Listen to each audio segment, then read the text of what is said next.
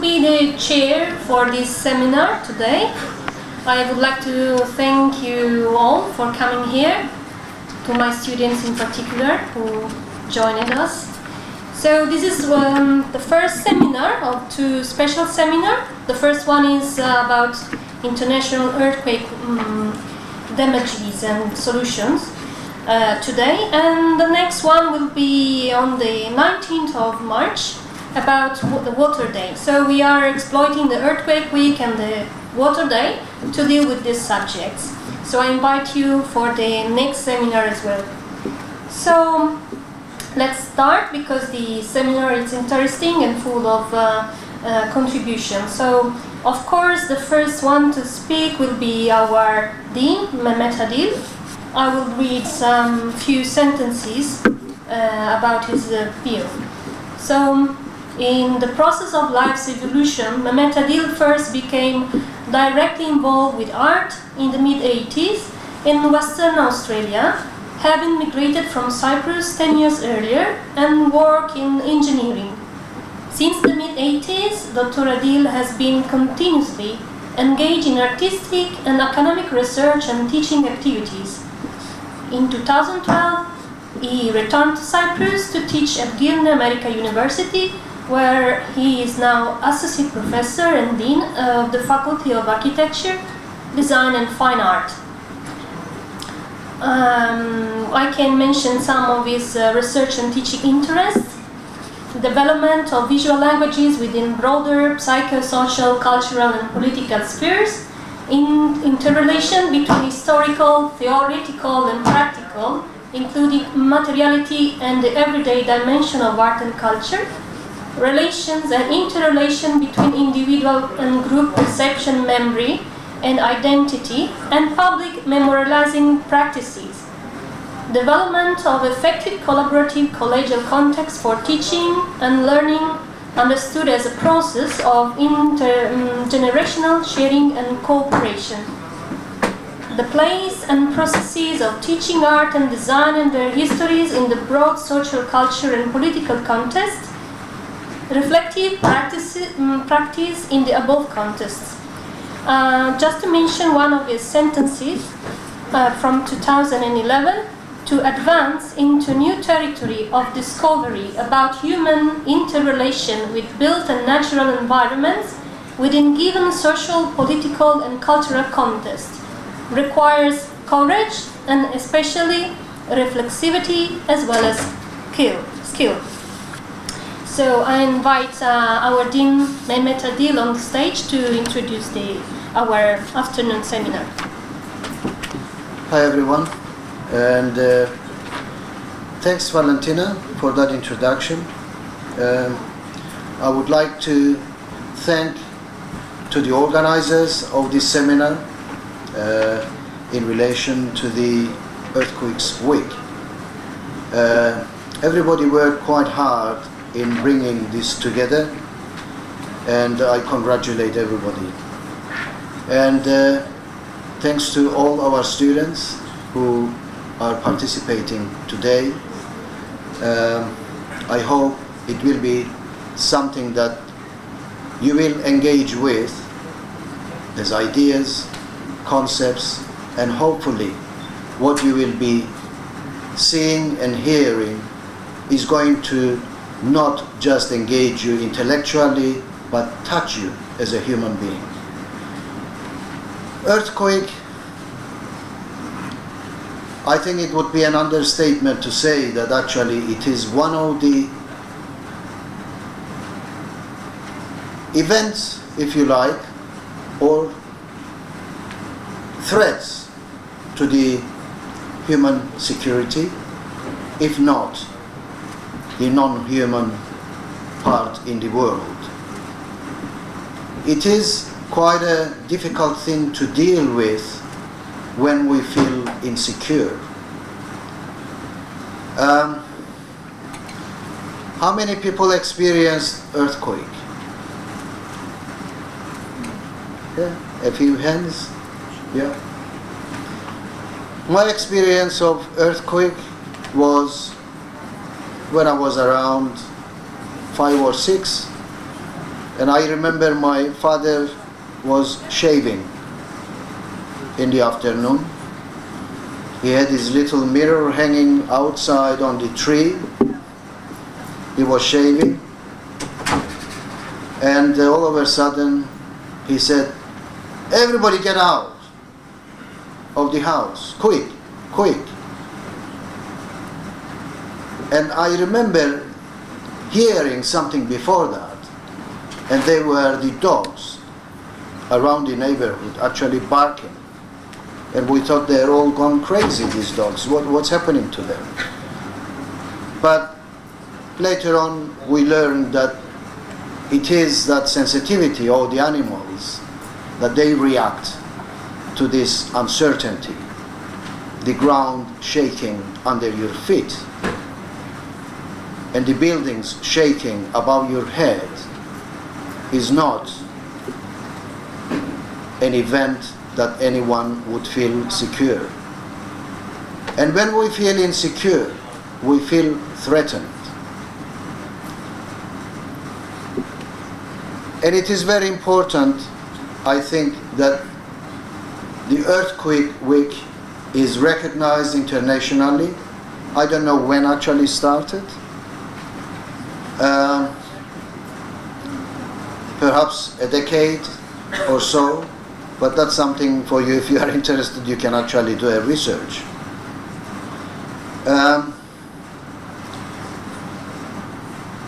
This sense of insecurity of human beings, which we can articulate what that sense of security might be in the context of earthquake. We start to talk about the ground shaking, the buildings crumbling, depending on the strength of the shake, if you like. There have been films made about earthquake. There are a lot of efforts in trying to minimize the effects of earthquakes.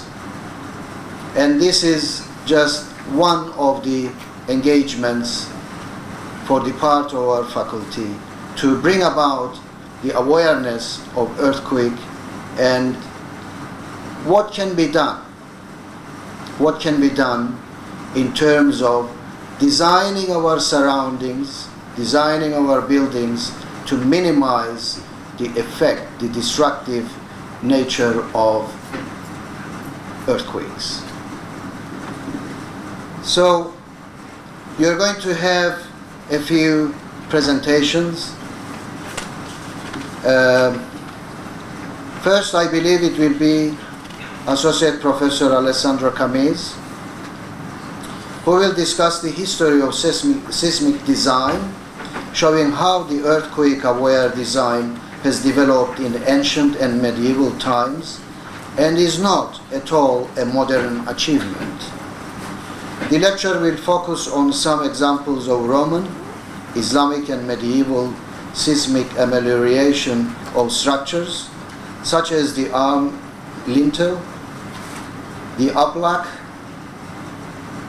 the Florentine and the lancet arc. After that will be Assistant Professor Obi Ifani, who will talk about earthquakes and construction safety. Then it will be Giovanni Marcucci from Italy, I believe, whose presentation will be through the video, which will talk about the conservation and restoration of stone buildings damaged by earthquake, illustrating the dynamic behavior of masonry building and the design issues involved, introducing 2018 International Seminar and Award, Architecture and Urban Culture, open to students, that will take place between 1st and 5th August 2018 at the University of Camerino, Italy, in a city that is today still abandoned following the last severe earthquake of 2016. And the last one will be from Assistant Professor Dr. Silvia Covarino, who will illustrate some researches and projects about the different approaches to the construction of urban settlements after an earthquake. So, thank you again for everybody, and I wish you a pleasant listening, seeing, and interaction in relation to earthquake wave. Thank you. Thanks to our Dean Mehmet Adil. Now we can start with the speeches, and the first one will be Professor Alessandro Camitz. So I will read a few sentences for him too. Alessandro Camitz, PhD, architect, has attended postdoctoral studies at the Department of Architecture of Sapienza, University of Rome, holds a PhD in History of Cities from Sapienza and a Master of Science in Architecture from the same Atheneum. Has taught at the School of Architecture of University of Miami, and since 2011 is an expert on the subject at the Chair of Architectural and Urban Design at Sapienza, University of Rome.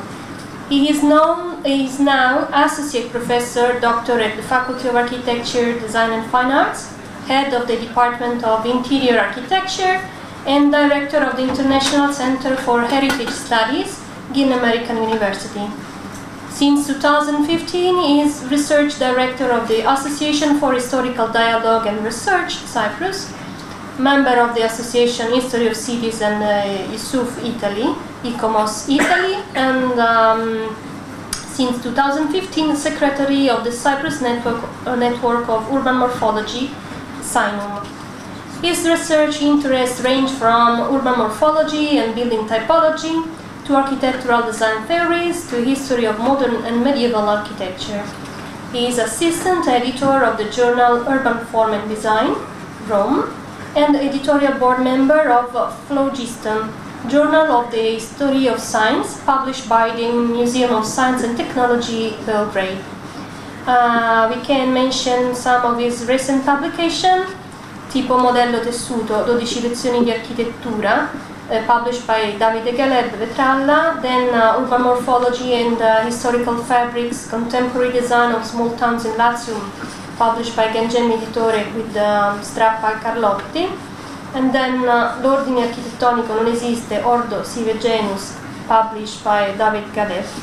So I invite Professor Alessandro Camitz on the stage to start. Thank you. I would also like to thank my students from the course of History of Modern Architecture to be here. Please sign the attendance sheet if you have not done so. Somewhere in there you have the attendance sheet.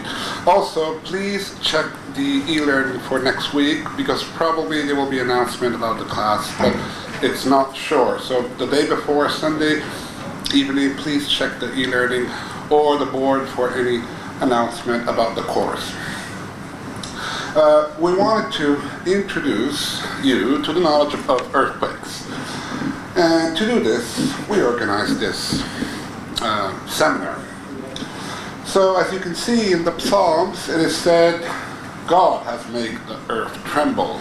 So please, God, help us heal the breaches of the earth, because the earth is shaking. In ancient times, earthquakes were considered to be a punishment of God for the sins committed. I might recall Sodom and Gomorrah in the Bible that was destroyed by an earthquake because the people living therein were not living in an ethical way. The problem with this idea is that all you can do for an earthquake is pray, which is good, but maybe as designers we can do something more than just pray. So we are going to very briefly introduce earthquakes. What are they? How do they work? What happens to a building when there is an earthquake? Then we're going to talk about ancient seismic design. Seismic means related to earthquakes, and seismic design is a branch of architecture that designs buildings that can withstand earthquakes. Looking to basically two structures. The lintel. Lintel is what is above the doorway. That is the lintel. And the arch. Two structures that in ancient times had been improved to face earthquakes. What are earthquakes? Well, given the fact that the earth is moving, as you all know, in this tectonic movement of the pieces of the earth, it happens that sometimes some parts of the earth break, and by breaking they release energy, which shakes. So it makes the surface of the earth move and shake, following the breaking of layers of the earth. When there's an earthquake, it happens that from the what is called the focus or epicenter, the place where the breaking happens down here. So these two parts of the land are moving, and by moving one, sliding one on top of the other one, at a certain point, one part of it breaks, and when that happens, from this point, which is called the focus, the energy, the shaking, is transmitted like the sound in every direction, and making the earth move. The point above the focus, where this breaking happens, is called the epicenter. And of course, the shaking is more, there's more shaking close to the epicenter and less shaking when you go away from the epicenter. Earthquakes are transmitted by waves, so the earth is moving from the epicenter in every direction, just like when you drop a coin into the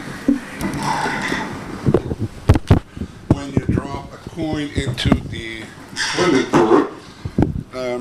The waves will go in every direction, and that is what happens with an earthquake. From the epicenter, from the epicenter, which is the place where the breaking happens, the waves will go in every direction, and if you happen to be along those waves, you will be hit by the earthquake.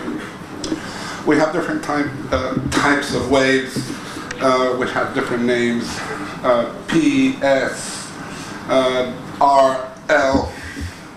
This is not a topic we are going to consider in depth, because what we're interested here mostly is what happens to the building, not what happens to the earth, which is also another discipline, but it would take one entire lecture.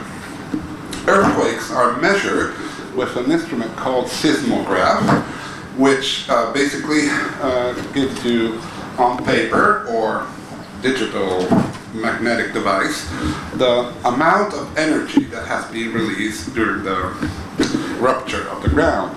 And there are two different, can I have a microphone? Yes. There are two different scales with which you can measure the intensity of an earthquake.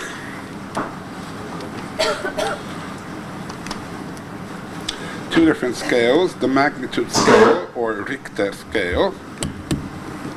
So now none of the two is working. Richter scale, which is measuring the amount of energy released by the earthquake, and it is a logarithmic scale, which means that one number of grade equals to 10 times the energy.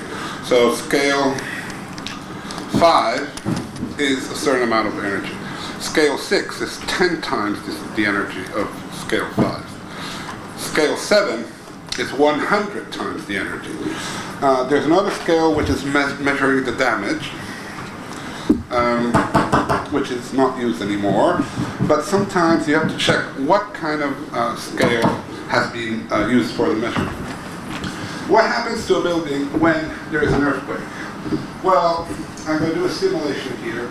Basically, the ground, following the breaking somewhere in the earth, is having an acceleration. What is an acceleration? It's this. Okay, it's moving in one direction, or maybe even vertically. The building, which is attached to the land, but has its own inertia, it has its own weight, tends not to move. So the land is moving, and the building is not moving. So when the land moves, you see the bottle stays in its place. Can you see it? If the movement is very quick, the bottle will fall. So when there is an earthquake, the land has an acceleration. It can be horizontal, it can be vertical, it can be composite, and the building, by its own weight, tends not to follow that acceleration. So we can say that it can have its own equivalent and negative acceleration, which is the opposite of the acceleration of the ground.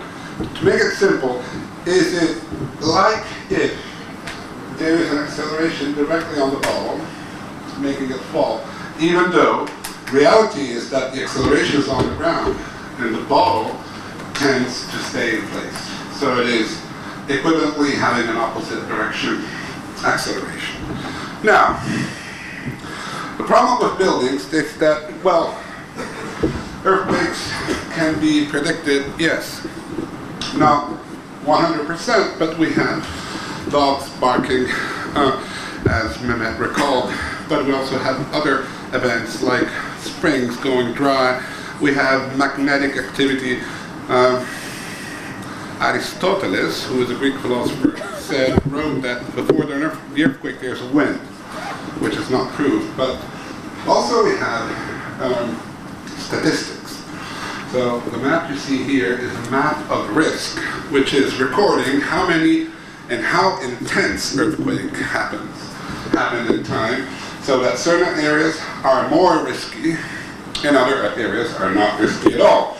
You can see that the place where we live is pretty bad, okay? It's red. Dark red is the highest risk. What happens to the building? Buildings, this is what happens to a building when there's an earthquake.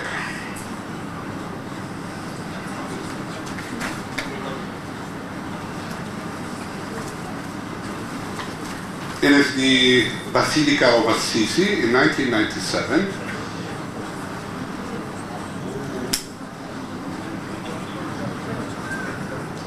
The television crew was, after the first shake, inside the church recording the damage.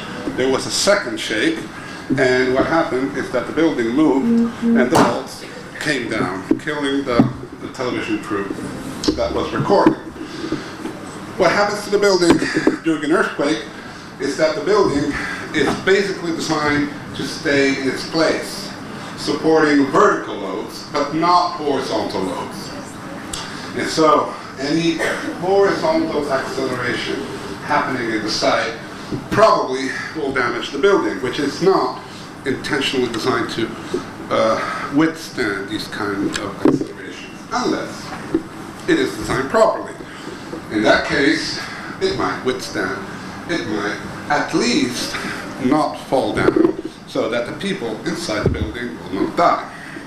So when there's an earthquake, you got two purposes. One, try not to, so the building is not damaged, or if the earthquake is very strong, the building is damaged, but the people survive, which is also very important.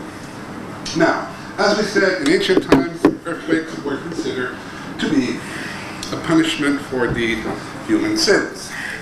And the only activity that could be done was praying or making sacrifices. If you look at the map of historical earthquakes, this is a map of the historical earthquakes of intensity above 10. 10, if I'm not mistaken, the earthquake you just saw, the one in Umbria, was, maybe I'm wrong, I think 4.5, Silvia? Something like that.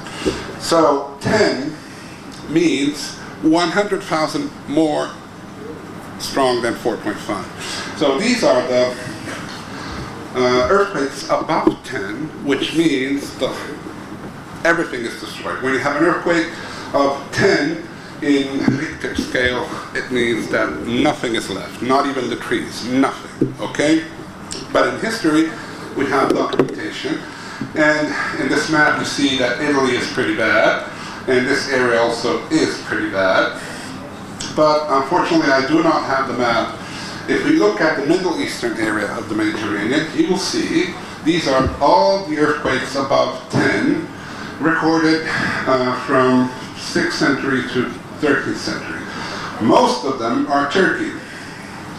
Bergamo, Cilicia, then Syria. There's one in Italy, Syria, Turkey, Maras, Ezrincan, Turkey, Armenia, Turkey. So this area of the world, Syria, Turkey, Lebanon, and I would say Cyprus, which is very small but very risky.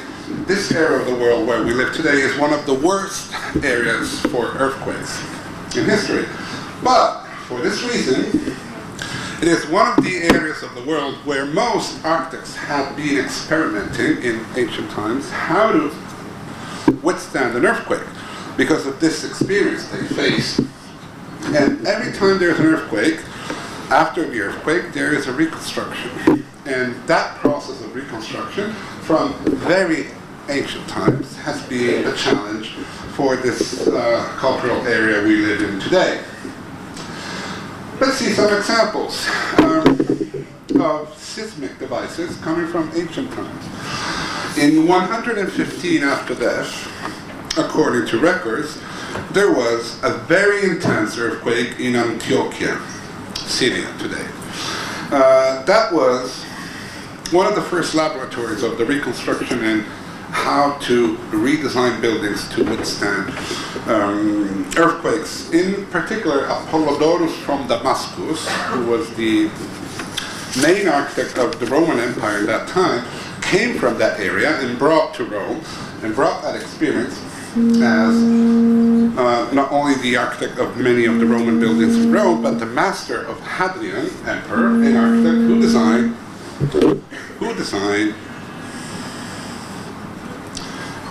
I beg your pardon, this is the rectorate.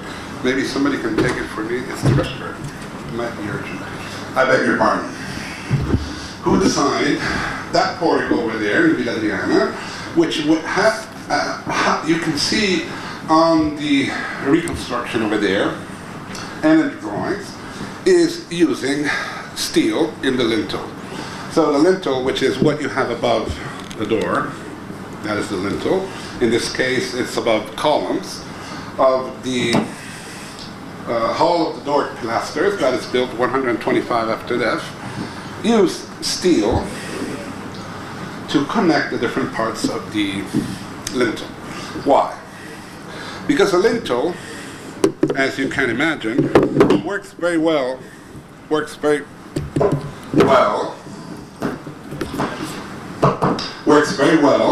because the elements are connected together and are compressed. If you take away that compression, the bricks constituting the lintel will fall down. In ancient architecture, the arch above the door is not a safe place because during the shaking of the building, those stones, being not anymore compressed one to the other one, might fall. If they do fall, the whole building will collapse. So it was crucial to connect the elements of the lintel, in this case, to use steel. Steel bars, which you can see here, are visible for the traces they have in the stone ashlars. Actually, it is the same shape we use today in reinforced concrete in the drawing below, which has that 45 degrees direction to follow the stresses. Same technique was used in the Ulpia Basilica, which is instead designed by Apollodorus from Damascus, with steel keeping together the elements of the lintel.